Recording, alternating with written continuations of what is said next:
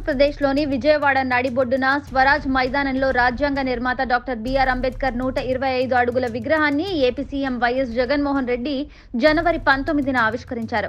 ఈ విగ్రహానికి సామాజిక న్యాయ శిల్పంగా నామకరణం చేశారు.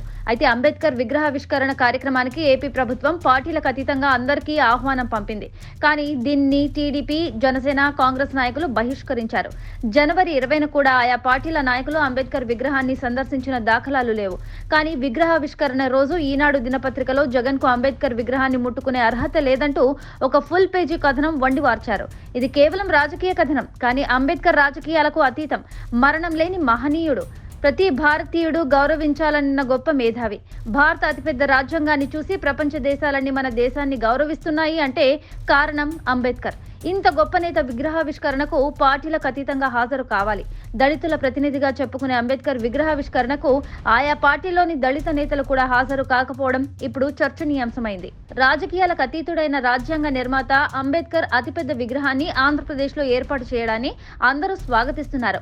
మహనీయుడి కీర్తి ఆకాశమంత ఎత్తుకు ఎదిగిందని కొనియాడుతున్నారు.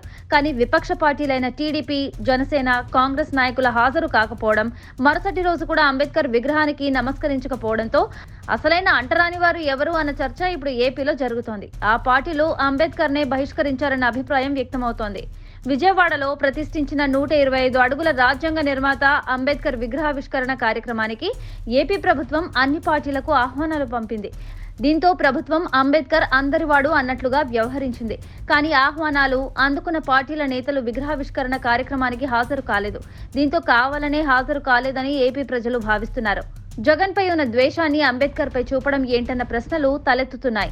ఇక అంబేద్కర్ ను దళితులు తమ ప్రతినిధిగా చెప్పుకుంటారు. అంబేద్కర్ అందించిన రాజ్యాంగ ఫలాల ప్రకారమే వాళ్లు రాజకీయాల్లో ఎదిగారు. కానీ ఆ మహనీయుడు ఇచ్చిన ఫలాలను అనుభవిస్తూ ఆయన అతిపెద్ద విగ్రహావిష్కరణ కార్యక్రమానికి రాకపోవడంపై విమర్శలు వ్యక్తమవుతున్నాయి.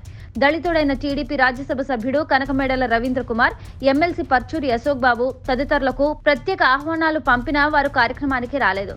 ఇక ఏపీలో వైసీపీ సర్కార్పై నిత్యం వ్యతిరేక వార్తలు, కథనాలు ప్రసారం చేసే ఈటీవీ, టీవీ5, ఏబిఎన్ ఛానళ్లు విజయవాడలో ఘనంగా నిర్వహించిన రాజ్యాంగ నిర్మాత అంబేద్కర్ విగ్రహావిష్కరణ కార్యక్రమాన్ని తమ ఛానళ్లలో కనీసం ప్రసారం చేయలేదు. కేవలం జగన్ కు మైలేజ్ వస్తుందన్న కారణంగానే ఆ ఛానళ్లు కార్యక్రమాన్ని బహిష్కరించాయి. కానీ ఇప్పుడు ఆ ఛానళ్లు అంబేద్కర్ నే బహిష్కరించాయన్న చర్చ ఏపీ వ్యాప్తంగా జరుగుతోంది. దీంతో తమ నిర్ణయం బూమరాంగ్ అయిందన్న చర్చ ఆయా ఛానళ్ల ప్రతినిధులే చెప్తున్నారు.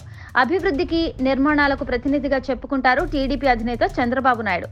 హైదరాబాద్ ను నిర్మించింది తానే అని పదే పదే చెప్పుకునే నేత రాజకీయాలకు అతీతుడైన అంబేద్కర్ విగ్రహావిష్కరణపై కనీసం ఒక ప్రకటన చేయలేదు, కనీసం స్వాగతించలేదు.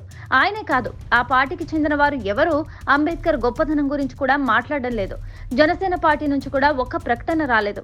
ఆ పార్టీలో ఉన్న దళిత నాయకులు కూడా అంబేద్కర్ గురించి మాట్లాడకపోవడంతో ఏపీ వ్యాప్తంగా ఆ పార్టీలో అంబేద్కర్ పై వ్యతిరేకత ఉందని, వారంతా అంబేద్కర్ ను వ్యతిరేకిస్తున్నారన్న అభిప్రాయం వ్యక్తమవుతోంది.